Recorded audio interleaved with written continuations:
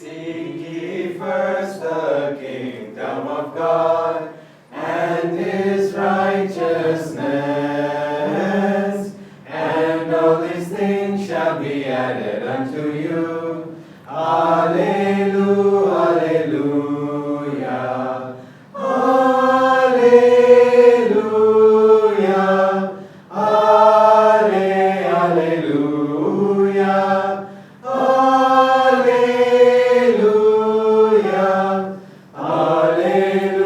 alleluia. Seek ye first the kingdom of God and his righteousness, and all these things shall be added unto you. Alleluia, alleluia, alleluia,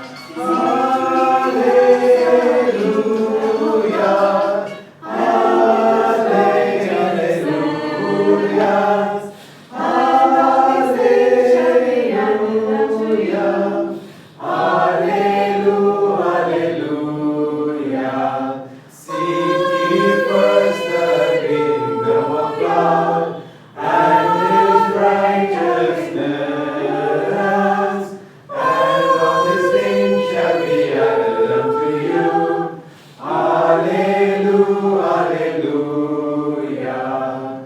Today's reading from Rays of the One Light by Swami Kriyananda. The title is Resurrection for Every Soul. Truth is one and eternal. Realize oneness with it in your deathless self within. The following commentary is based on the teachings of Paramahansa Yogananda. The Gospel of St. John, chapter 20, we read the inspiring account of Jesus' resurrection. The first day of the week cometh, Mary Magdalene early, when it was yet dark, unto the sepulchre, and seeth the stone taken away from the sepulchre. So what this means is Christ was buried in a tomb with a big rock in the front of it, and she came early. She was going every day after he died. And so she was coming and praying and being in his presence. And then she came early, and the rock was moved away. Then she runneth and cometh to Simon Peter and to the other disciple whom Jesus loved, and saith unto them, They have taken away the Lord. Then the same day at evening, being the first day of the week, when the doors were shut, where the disciples were assembled for fear of the Jews, came Jesus and stood in the midst, and saith unto them, Peace be unto you. So they had thought someone had taken his body from the tomb, and in actuality, we find out something different. So Swamiji writes, The resurrection of Jesus, doubted by many but affirmed by those who were close to him, was a miraculous event, though one not unique in history. For many great saints of other religions have appeared to their disciples after death. Sometimes their appearances have been, as that of Jesus was, in flesh and blood form, and not only in vision. Paramahansa Yogananda relates in Autobiography of a Yogi the account of his guru Swami Sri Yukteswar's resurrection after his earthly passing. Miracles of this type are revealed only rarely to the masses, but accounts of them, related by men and women of reputed truthfulness, have inspired many devotees with faith in the reality of subtler than material states of existence. Resurrection, Yogananda explained, means transformation, ultimately from any lower state of being to a higher one. Worldly consciousness cannot imagine such transformation, except in terms of perhaps an improvement of the present mess of pottage with the addition of a new flavoring. Divine consciousness, however, is capable of taking the base metal of worldliness and transforming it into the spiritual gold of divine wisdom and love. In keeping with this truth, the Bhagavad Gita in the 9th chapter tells us, Ah, ye who with this ill world are come, fleeting and false, set your faith fast on me. Fix heart and thought on me. Adore me. Bring offerings to me. Make me prostrations, make me your supremest joy, and undivided unto my rest your spirit shall be guided. Thus, through Holy Scripture, God has spoken to mankind. Om, Om, Om.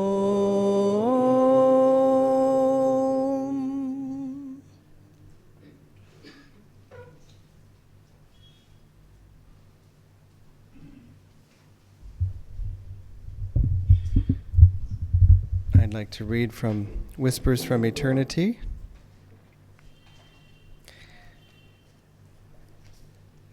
This is Yoganandaji's prayer to Jesus Christ. It says, "Come to me, O Christ, as the divine shepherd of souls." And it expresses many of the sentiments statements that Yoganandaji made about Christ again and again. O Christ, thou rarest flower of hearts, thou didst sail the storm-tossed lake of prejudiced minds. Its evil-scented gloomy thought waves lashed thy lily-tender soul. They crucified thee with their evil, yet didst thou shed on them the aroma of goodness and forgiveness, and help them to be purified by remorse, to make them attractively sweet-scented with thine all-loving soul flower. O thou great lover of all error-torn brothers, an unseen monument of the mightiest miracle of love was established in every heart when the magic of thy voice uttered, "Forgive them, for they know not what they do." Thou hast healed the cataract of hatred. We have now grown to see thy truth. Love thine enemies as thyself, for they are thy brothers, though sick and sleeping. Thou hast taught us not to increase their fevered blows of hatred with the bludgeons of revenge. Thine undying sympathy has inspired us to heal our brothers, suffering in their delirium of anger, with the soothing salve of divine forgiveness. Thy crucifixion reminds us of the daily crucifixion of our own fortitude by trials, of our wisdom by ignorance, of our self-control by the scathing touch of temptation, and of our love by misunderstanding. Thy test on the cross proved the victory of divine wisdom over ignorance, of thy divine soul over flesh, of thy happiness over pain, and of thy love over hatred. So are we heartened to bear our own crosses bravely and with faith. Teach us, when we are crucified by harshness, to pour out only sweetness, to bear with calmness the assaults of worry, and to give understanding unceasingly to those who unjustly hate us. O Shepherd of souls, wandering hearts are seeking of themselves the one fold of divine devotion. We have heard the ever-calling music of thy infinite kindness. Our one desire is to find our home in thee, and to receive the Cosmic Father with the joyous, open eyes of wisdom, and to know that all of us are sons of our own one God. Teach us to conquer the Satan of dividing selfishness, which prevents the gathering of all our brother souls into the one fold of spirit. Calling to one another by the watchword, love him who loves you, and love all who love you not. Let us rally beneath the canopy of the universal oneness of the Christ. Amen.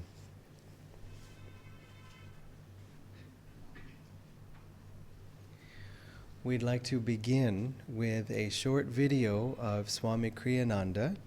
This was Swamiji speaking at Easter time on April 24th, 2011, and it was his last Easter celebration in America. It was at Ananda Village. And just because we're starting a clip, where the clip starts sort of in the middle of a thought that Swamiji's expressing, he's talking about how we don't want to just practice religion dryly. We don't want to depend on ceremonies or forms just as something that will do something automatically for us. You can't just take a mantra and do it. You've got to do it with the right spirit. And when you understand that, then that is what you have to do with all your religions, all these Kriya Yoga practice. Again, people think, well, here's something mechanical. People are always looking for excuses to be able to do it themselves and leave God out of the picture. You'll never find God. Okay, let me tell you about one monk who lived at Mount Washington. He practiced Kriya Yoga maybe 1 million times. I mean, he really went at it hammer and tongue. He left the path. Master said he was like a merchant. I've given you so many Kriyas, you've got to give me so much answer, so much realization. He said, God doesn't work that way. You know, with the close disciples, Master spent most of his time talking about the importance of attunement. And how do you get that attunement? By inwardly asking Master, what should I do? What is right for me? And feeling that guidance. And many times you will feel that, no, that's not the right way to go. One time I was writing a letter to somebody, and I felt a little nervous. So I said, all right, I won't send it. But you'll find yourself inwardly guided if you always say, not what do I want, but what is right? What do you want me to do? That attunement is something that comes into you from inside out. It's like, you know, the sunlight on the side of a building is, it's ready to come into every room. But if in your room the curtains are closed, how could it come in? Your work is to open the curtains. So the grace comes in automatically. Everything, finally, is grace. Everything. Your breathing is grace. Those leaves coming out on the trees are grace. We have to learn to flow with that grace and not to say, here, let me do it now. You never with that attitude will you get what you're looking for.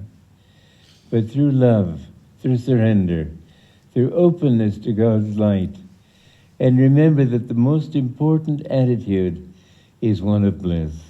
In love, there's always a little bit of attachment, but divine love is bliss in motion. When you have that bliss and you try to express that bliss towards others, that is divine love. It doesn't want anything in return. It just is a flow. So on Christmas, on Easter Sunday like this, let's keep in mind the importance of loving God, opening ourselves to Him, living in His bliss, and remember that every moment can be your moment of resurrection. Open yourself to Him. You don't know when He will come, but if you keep yourself that way, He will come. I sometimes wonder, have I pleased God? And I think, well, I've done this. I don't think He cares much what I've done.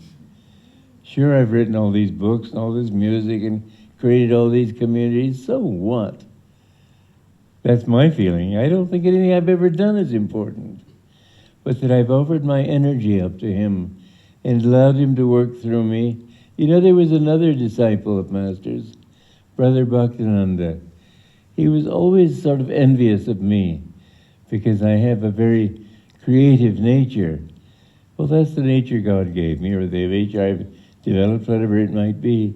But I was envious of him because he was so totally uncreative.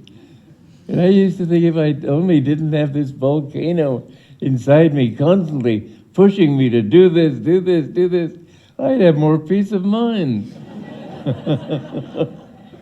But everybody has to accept that he is who he is what he is. But God doesn't care about that. All the work I've done, I'm grateful that I've been able to bring people to God. But apart from that, I don't think it matters much. Certainly, I don't think it's not important to me. People, I hear a song of mine and say, what was the name of that song? I don't know my own songs anymore. But the important thing is that I just love God more deeply. In eternity, that's all that will matter. don't feel, well, I'm much less worthy than this person or that person. You're as worthy as everybody in the world, as long as you love God. That is the one criterion he asks of you. The one thing he will ask you when you leave this body, do you love me? Have you loved me? Will you love me?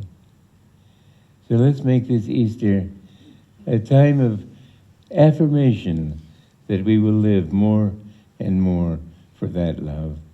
Joy to you. We're still getting used to this because, of course, I'm waiting very patiently for the microphone. Now can you hear me? I mean, of course, you can hear me anyway. It's nothing to do with the microphone, but the people online and so on. So that's why we have this recording. It's so lovely and powerful to see Swamiji just right there with us, even in his own way, resurrected through the power of video, to just be right here among us, giving us this inspiration. And his message which was Master's message also, that let us daily resurrect ourselves from trials, the supreme example of Jesus Christ and being able to resurrect himself from death. It's one thing as a saint to be able to resurrect other people from death, but it's quite impressive when you can resurrect yourself. And so this was such a beautiful example to us, because also, and I mean example to us personally, not just a great miracle to prove the power of God over the power of matter, which of course is important, but what could have been more upsetting and disappointing and depressing to all of his followers than that their guru was killed by the powers that be? Anyway, the powers of Maya, president, vice president, secretary, were all there. And they were really seeming to show that, listen, for all this lovey-dovey talk and all this spiritual, flightiness, it's all words, because we have the power and we took him from you. Just imagine what they must have thought after his teaching about transcending the world. And here it seemed to be that the world fought back and won. And how many times do we go through that in our lives, in our own way, that we're doing something at work and we're working very carefully and patiently, and then someone else gets the promotion. The guy who's always sort of doing politics, never does any work, but knows how to talk silkily and smoothly, and we think, no, but I'm honest and so on, and it doesn't matter to me, but it does matter a little bit. So many times the world seems to say, listen, nice guys finish last, is that one phrase that people give and so on. It's never true. That's the phrase put up by the nasty guys. Because they can't say nasty guys finish first, because no one would say that out loud. But they get it in reverse by saying nice guys finish last. So here it was. That's exactly what this seemed to prove. You can say all you want, but the machine, the wheel of Maya, will just run you over every time. So it seemed. And then 2 days later, here he is resurrected. And you have to remember that this particular holiday has a very special significance in a way for Chennai, for this area of the world, because one of the big moments after Christ's resurrection was when his disciple, who was always doubting, said, when Mary came and said, I have seen the Lord, and he said, not until I put my hand in his wound. Because the body, if he's really resurrected, the body still has the wound, and I'm going to put my hand in it. And I mean, how could you do such a thing? And then, only then will I believe. He was a big doubter. And so then, when Christ appeared in the midst of them, suddenly he called the disciple and said, Thomas, come, put your hand. And Thomas said, my Lord and my God. Because he realized that that his guru had transcended not only life and not only death, but even the disciples' own doubts. He proved categorically. And that, of course, as you know, that's doubting Thomas. Just his tomb is right here. That's what San Tome is. is the tomb of St. Thomas, or Thomas the disciple, who is most famous for his final doubt of doubting the resurrection at Easter. So, I mean, in a certain way, this is, St. Thomas Day. It's Sanctorum Day in a way. And so, lest we think any of it is not necessarily relevant to us, or, well, it's nice to know about as a point in history. It's just down the street. And we can't say that anywhere else. I mean, we can't go anywhere else and say that.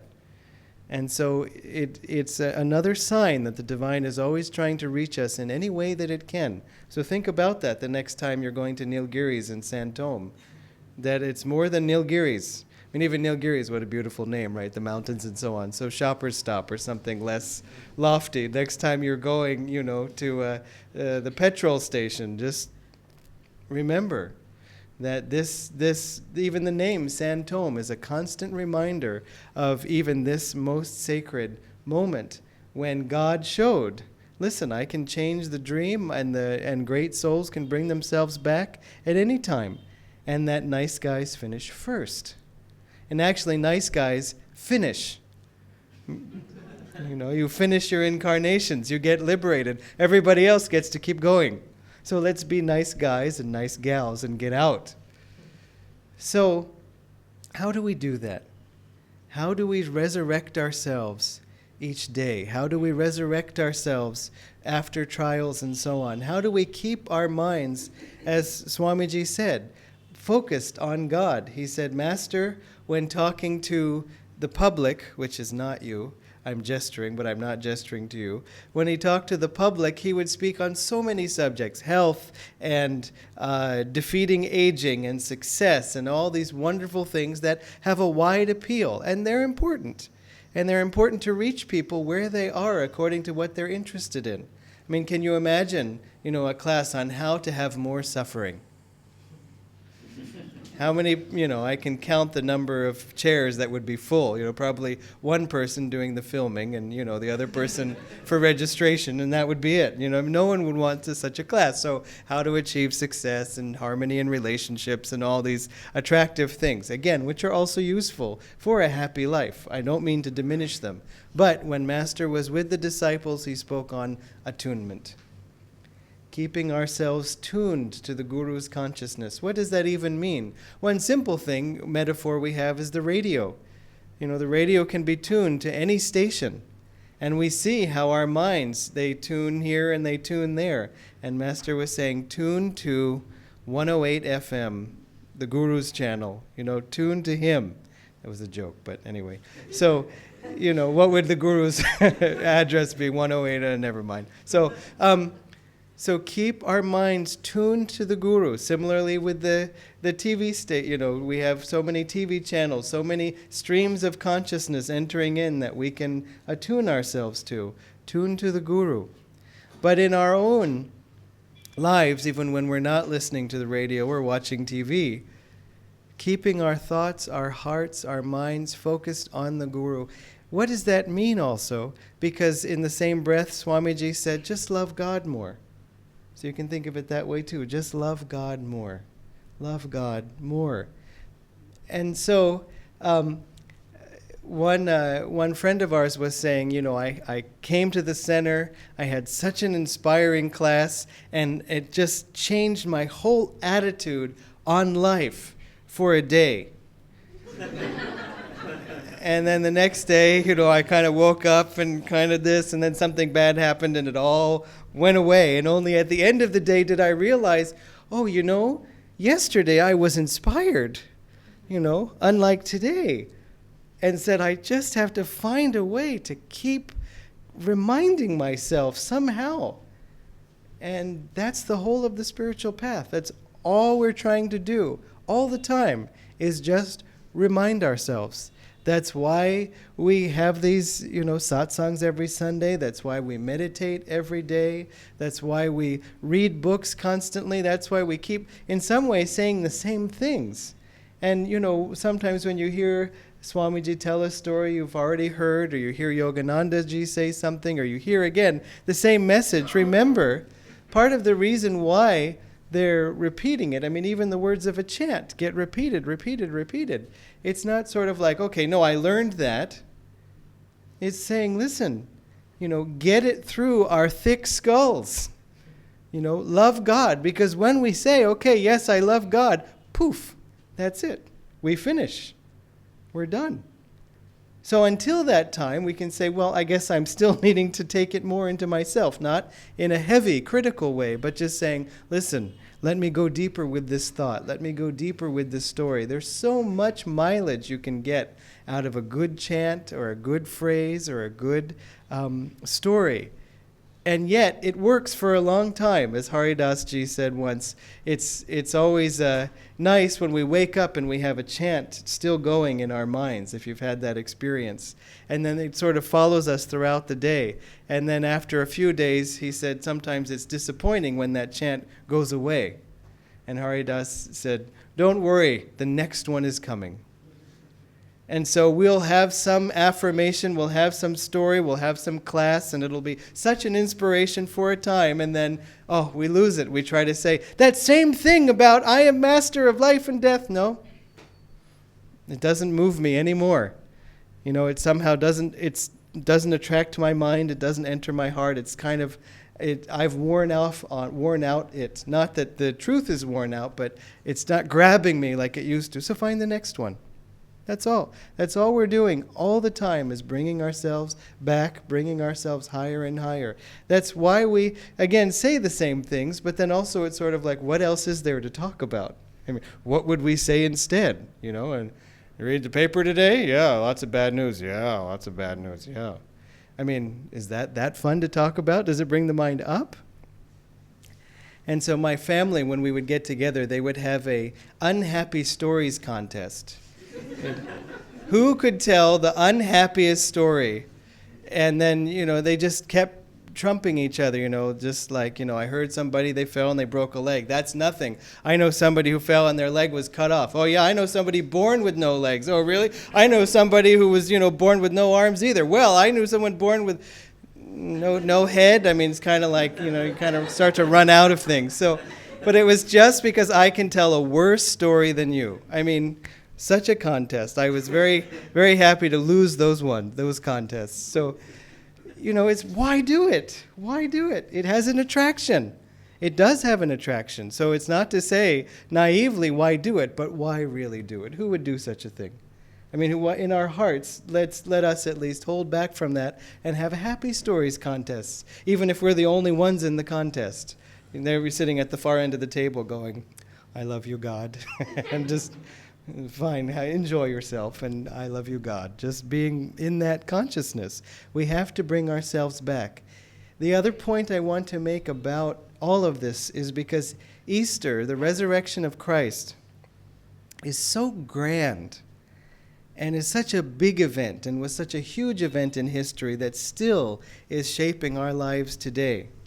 And it's true, when the avatars come, they come for a huge world mission, if they're avatars. That's why they come, to change the course of history, to bring a new understanding of God, of Spirit, relevant to the times that they're in. And so that's very important. And yet, at the same time, they also come for us. There is a story of one of Jesus in the life of Jesus, and it says that his path necessarily took him through Samaria. He was traveling from one town to another, and it says by way of introduction, his path took him through Samaria necessarily. There was a need to go through Samaria, and he came to a well. And there, all of his disciples went into the town to buy provisions and things, and he was at the well alone. And a woman came who was from that area, a Samaritan, and he said, bring me some water from the well. And she said, well, why are you asking me? Because basically our two peoples don't mix. I mean, the Jews would not have anything to do with Samaritans. How can you receive water from me? And then the story goes on, but essentially he said, if you knew who it was who was asking you to give him water, you would see what a great blessing it is. And then he said, I have water to give you that is living water. If you drink this water from the well, you'll drink it and then thirst again. But if you drink the living water that I have to offer, then you won't thirst again. And this has to do, again, on a deeper level with, even the joy, for example, of Kriya Yoga. Being able to worship in spirit constantly, and then you find yourself growing. We don't just go from happy to sad, happy to sad, happy to sad. We find ourselves becoming more and more joyful without its opposite. So it's a beautiful story. And then, in fact, she became thrilled with this discovery of him, and there's more to it, but she went all around the town and said all the wonderful things about him. And many people were, inspired to believe more in his reality. They said, we have heard of him, but then seeing her, hearing her testimony, now we're more curious. Now we want to learn more. Then they met him and said, now we believe, and so on. So it goes, meaning that also shows you that she became a disciple. She became inspired by him. She became, in fact, reawakened.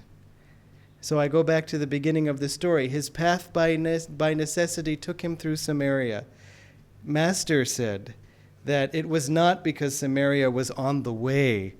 It was because the necessity was that Jesus saw that his disciple was there, this woman. And he needed to go there to see if she was waiting, if she was ready to be reawakened to the spiritual path. And that was the need that brought him to that town. Just that one conversation at the well. There was a lot behind it. Incarnations were behind that. And so remember, just as he changed his whole travel plans, and of course he knew that he was living this cosmic life, this huge drama that would be remembered for centuries. Now I guess it's millennia. And that it would be written in the Bible, okay, when I go here, and then they're going to write this in the Bible, and I'm going to do this, and someone's going to write it down, and they're going to tell this story. And he knew in his big, itinerary, go to Samaria because someone needs me. And I want to see if that person is ready, if she, my own child, is ready to come back to the spiritual path. And that is what the avatars do for each of us. That's why Swamiji came to Chennai. That's why Yoganandaji came to America and to India, all over the world, to say, are you interested? Are you ready? Are you wanting to come back? Each one of us knows of that moment in our lives when either we received autobiography of a yogi or we had some inspiration after that suddenly made us feel, okay, I want to take up the spiritual path in earnest again. And so remember that as grand as these avatars are for the whole world, they're still very much specifically, each one has come just for you. God bless you.